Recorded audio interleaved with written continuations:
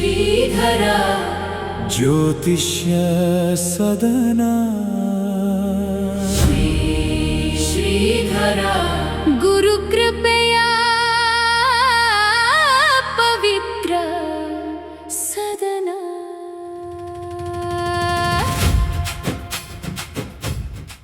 ಓಂ ನಮಃ ಶಾಂತಾಯ ದಿವ್ಯಾಯ ಸತ್ಯಧರ್ಮಸ್ವರೂಪಿಣೆ ಸ್ವಾನಂದಾಮೃತತೃಪ್ತಾಯ ಶ್ರೀಧರಾಯ ನಮೋ ನಮಃ. ಸಮಸ್ತ ಆಸ್ತಿಕ ಭಕ್ತಾದಿಗಳಿಗೆ ನಮನಗಳನ್ನು ಸಲ್ಲಿಸ್ತಾ ಇವತ್ತಿನ ರಾಶಿ ಭವಿಷ್ಯವನ್ನು ಅವಲೋಕನ ಮಾಡೋಣ. 19/7/2026 ಇಸ್ವಿ ಭಾನುವಾರ. ಮೇಷರಾಶಿಗೆ ಷಷ್ಠದಲ್ಲಿರತಕ್ಕಂತಹ ಚಂದ್ರ ಆರೋಗ್ಯದಲ್ಲಿ ಕಿರಿಕಿರಿಯನ್ನುಂಟು ಮಾಡ್ತಾನೆ. ಧನ್ವಂತರಿ ಮಂತ್ರವನ್ನು ಪಠಿಸಿ ಒಳ್ಳೆಯದಾಗಲಿ. ವೃಷಭ ರಾಶಿಯವರಿಗೆ ಪಂಚಮದಲ್ಲಿರತಕ್ಕಂಥ ಚಂದ್ರ ಮಕ್ಕಳಿಂದ ಸೌಖ್ಯವನ್ನು ಉಂಟು ಮಾಡ್ತಾನೆ, ಒಳ್ಳೆಯದಾಗತ್ತೆ. ಮಿಥುನ ರಾಶಿಯವರಿಗೆ ಚತುರ್ಥದಲ್ಲಿರ್ತಕ್ಕಂತಹ ಚಂದ್ರ, ದ್ವಿತೀಯದಲ್ಲಿರ್ತಕ್ಕಂಥ ಗುರು ಗೃಹ ಸೌಖ್ಯವನ್ನು ಧನಲಾಭವನ್ನು ಉಂಟು ಮಾಡ್ತಾನೆ, ಒಳ್ಳೆಯದಾಗಲಿ. ಕರ್ಕಾಟಕ ರಾಶಿಗೆ ತೃತೀಯದಲ್ಲಿರ್ತಕ್ಕಂಥ ಚಂದ್ರ ಸಹೋದರ ಸಹೋದರಿಯರಿಂದ ಕಿರಿಕಿರಿ ಇದೆ, ದೇವಿ ಸ್ತೋತ್ರವನ್ನು ಪಠಿಸಿ ಒಳ್ಳೆಯದಾಗಲಿ. ಸಿಂಹರಾಶಿಗೆ ದ್ವಿತೀಯದಲ್ಲಿರ್ತಕ್ಕಂಥ ಚಂದ್ರ ವಿಶೇಷವಾಗಿರ್ತಕ್ಕಂಥ ಧನಲಾಭವನ್ನು ಉಂಟು ಮಾಡ್ತಾನೆ, ಒಳ್ಳೆಯದಾಗಲಿ.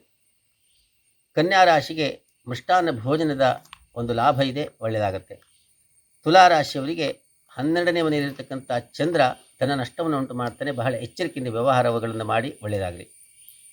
ವೃಶ್ಚಿಕ ರಾಶಿಯವರಿಗೆ ಲಾಭದಲ್ಲಿರ್ತಕ್ಕಂಥ ಚಂದ್ರ ಧನಯೋಗವನ್ನು ಉಂಟು ಮಾಡಿದ್ದಾನೆ, ಒಳ್ಳೆಯದಾಗತ್ತೆ.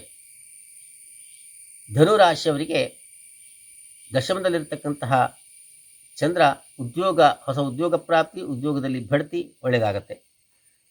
ಮಕರ ರಾಶಿಯವರಿಗೆ ಭಾಗ್ಯದಲ್ಲಿರ್ತಕ್ಕಂಥ ಚಂದ್ರ ಸಪ್ತಮದಲ್ಲಿರ್ತಕ್ಕಂಥ ಗುರು ಬಹಳ ಶುಭವನ್ನು ಉಂಟು ಮಾಡ್ತಾರೆ, ಇವತ್ತಿನ ದಿನ ಒಳ್ಳೆಯದಾಗಲಿ.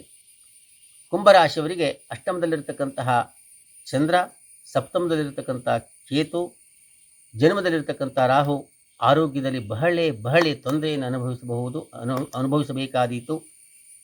ರಾಹು ಸ್ತೋತ್ರವನ್ನು, ಸುಬ್ರಹ್ಮಣ್ಯ ಸ್ತೋತ್ರವನ್ನು ಪಠಿಸಿ ಒಳ್ಳೆಯದಾಗಲಿ. ಮೀನರಾಶಿ ಸಪ್ತಮದಲ್ಲಿರ್ತಕ್ಕಂಥ ಚಂದ್ರ ದೂರದ ದೇವಿಯ ದರ್ಶನವನ್ನು ಮಾಡಿಬಿಟ್ಟು ಬನ್ನಿ, ಒಳ್ಳೆಯದಾಗಲಿ. ಸರ್ವೇ ಜನಾಃ ಸುಖಿನೋ ಭವಂತು. ಓಂ ಸ್ವಸ್ತಿ. ಶ್ರೀಧರ ಜ್ಯೋತಿಷ್ಯ ಸದನ ಶ್ರೀಧರ